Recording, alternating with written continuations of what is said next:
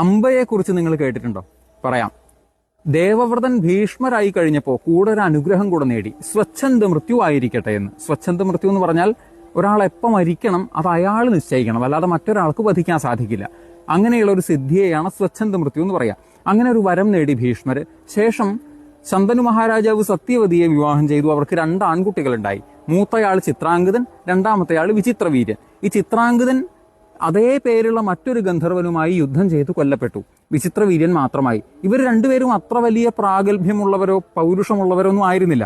ഭീഷ്മരുടെ സംരക്ഷണയിൽ വളർന്നു വന്നവരായിരുന്നു. ഭീഷ്മർക്കാണെങ്കിൽ തനിക്കൊരാഗ്രഹവുമില്ല എന്ന് പറയുകയും അതേസമയം ഈ ഹസ്തിനപുര സാമ്രാജ്യത്തിന്റെ മുഴുവൻ നെടുന്തൂണായിക്കൊണ്ട് എല്ലാവരെയും ചേർത്ത് നിർത്തിക്കൊണ്ട് സംരക്ഷിച്ചുകൊണ്ട് മുന്നോട്ട് പോകാൻ അദ്ദേഹം ശ്രമിക്കുകയും ചെയ്തു. അങ്ങനെ ഇരിക്കെ ഈ വിചിത്രവീര്യനെ രാജാവാക്കി മാറ്റി. വിചിത്രവീര്യന് വിവാഹപ്രായമായപ്പോൾ ഭീഷ്മര് നാട് മുഴുവൻ കന്യകമാരെ അന്വേഷിച്ച് നടന്നു. അക്കാലത്താണ് കാശി രാജാവിന്റെ 3 പുത്രിമാരുടെ സ്വയംവരം ഒരുമിച്ച് നടത്താൻ നിശ്ചയിച്ചിരിക്കുന്നു എന്ന വാർത്ത കേട്ടത്. ഭീഷ്മര് നേരെ കാശി രാജ്യത്തേക്ക് ചെന്ന് അവിടെ സ്വയംവരത്തിന് നിശ്ചയിച്ചിരിക്കുന്ന 3 പെൺകുട്ടികളെയും ബലമായി പിടിച്ചു കൊണ്ടുവന്ന് വിചിത്രവീര്യനെ കൊണ്ട് വിവാഹം ചെയ്യാൻ പുറപ്പെട്ടു. ശരിക്കു പറഞ്ഞാൽ അത് ക്ഷത്രിയന്മാര് ചെയ്യുന്നതായതുകൊണ്ട് ആളുകൾക്ക് എതിർക്കാനൊന്നും സാധിക്കില്ല. അവനവന്റെ ബലം തന്നെയാണ് അവിടെ ഏറ്റവും വലുത്. പക്ഷേ ധാർമ്മികമായി ആലോചിച്ചാൽ അതിലൊരു ശരിയല്ലായ്മയുണ്ട്. കാരണം സ്വയംവരം എന്ന് പറഞ്ഞാൽ ഈ കുട്ടി അവനവൻ ഇഷ്ടപ്പെടുന്ന ആളെ വിവാഹം ചെയ്യേണ്ടതാണ്. എങ്കിലും ഭീഷ്മർ തന്റെ കഴിവ് ഉപയോഗിച്ച് ഈ 3 പെൺകുട്ടികളെയും പിടിച്ചു കൊണ്ടുവന്നു. ആർക്കും എതിർക്കാൻ ധൈര്യം ഉണ്ടായില്ല. ഇവിടെ വന്ന് വിചിത്രവീര്യനെ കൊണ്ട് വിവാഹം ചെയ്യാൻ പുറപ്പെട്ടപ്പോൾ അതിൽ അംബ എന്ന മൂത്ത പെൺകുട്ടി പറഞ്ഞു, അങ്ങ് ക്ഷമിക്കണം, എനിക്ക് ഇദ്ദേഹത്തെ വിവാഹം ചെയ്യാൻ സാധിക്കില്ല. ഞാൻ സാൽവൻ എന്ന രാജാവിനെ പ്രേമിക്കുന്നുണ്ട്. എനിക്ക് അദ്ദേഹത്തിന് എന്നെയും വലിയ ഇഷ്ടമാണ്. എനിക്ക് അദ്ദേഹത്തെ മാത്രമേ വിവാഹം ചെയ്യാൻ സാധിക്കൂ എന്ന് പറഞ്ഞു. ഭീഷ്മർ പറഞ്ഞു, സാരമില്ല, ആയിക്കോട്ടെ, നീ മാറി നിൽക്ക്. ബാക്കി 2 പെൺകുട്ടികളും വിവാഹം ചെയ്യാൻ സമ്മതമാണോ എന്ന് ചോദിച്ചു. അവർക്ക് സമ്മതമാണെന്ന് പറഞ്ഞു. അവരെ വിവാഹം ചെയ്യിച്ചു. പക്ഷേ ഈ അംബയെ ഭീഷ്മർ തന്നെ തിരിച്ച് കൊട്ടാരത്തിൽ കൊണ്ടുപോയി ആക്കി. അംബയ്ക്ക് വലിയ സന്തോഷമൊക്കെ ആയി. പക്ഷെ അവിടെ ചെന്നപ്പോൾ സാൽവ മഹാരാജാവ് കാലുമാറി. സാൽവൻ പറഞ്ഞു, നീ മറ്റൊരുത്തന്റെ കൂടെ പോയതാ, നിന്നെ ഞാൻ എങ്ങനെ വിശ്വസിക്കും? എനിക്ക് നിന്നെ വിവാഹം ചെയ്യാനൊന്നും പറ്റില്ല എന്ന് പറഞ്ഞു. ഇത് കേട്ടപ്പോൾ അംബയ്ക്ക് എന്തെന്നില്ലാത്ത വിഷമായി. അംബ നേരെ തിരിച്ചു വന്ന് സാൽവനോട് വലിയ ദേഷ്യമൊക്കെ ആയി. തിരിച്ചിവിടെ വന്ന് ഭീഷ്മരോട് പറഞ്ഞു, സാൽവൻ എന്നെ കൈയൊഴിഞ്ഞു, ഇനി അങ്ങ് മാത്രമേ എനിക്കൊരു ആശ്രയമുള്ളൂ, അങ്ങനെ വിവാഹം ചെയ്യണം എന്ന് പറഞ്ഞു.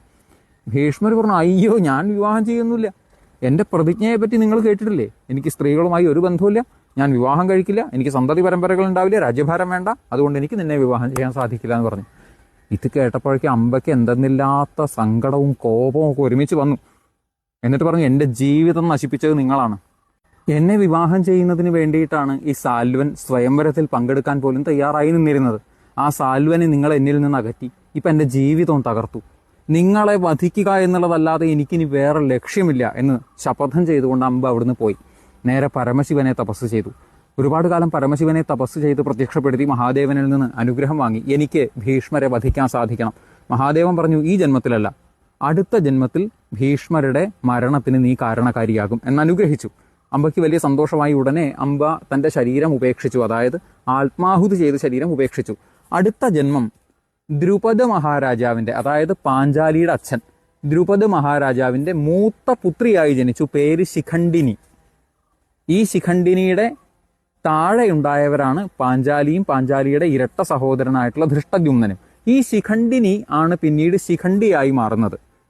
ശിഖണ്ഡി എന്ന് പറഞ്ഞാൽ പുരുഷനും സ്ത്രീയും കൂടിയ ഒരു സങ്കല്പമായിക്കൊണ്ട് നമ്മൾ മഹാഭാരതത്തിൽ കേട്ടിട്ടുണ്ട്. എങ്ങനെ ശിഖണ്ഡിനി ശിഖണ്ഡിയായി എന്നുള്ള കഥയൊക്കെ നമുക്ക് അടുത്ത പ്രാവശ്യം കേൾക്കാം. ഇത്തരത്തിലുള്ള പുരാണ കഥകൾ ധാരാളമായി കേൾക്കാൻ കിട്ടുന്ന അവസരം പരമാവധി പ്രയോജനപ്പെടുത്തിക്കോളൂ, ഫോളോ ചെയ്തോളൂ, പരമാവധി ഷെയർ ചെയ്തോളൂ, കുട്ടികളെ കൊണ്ട് കേൾപ്പിച്ചോളൂ. കാരണം അവർക്കിതൊന്നും അറിയാൻ സാധ്യത കുറവാണ് ഇന്നത്തെ കാലത്ത്. അപ്പോൾ അതിനുള്ളൊരു നല്ല ചാൻസ് ആയിട്ട് ഇതിനെ യൂസ് ചെയ്തോളൂ.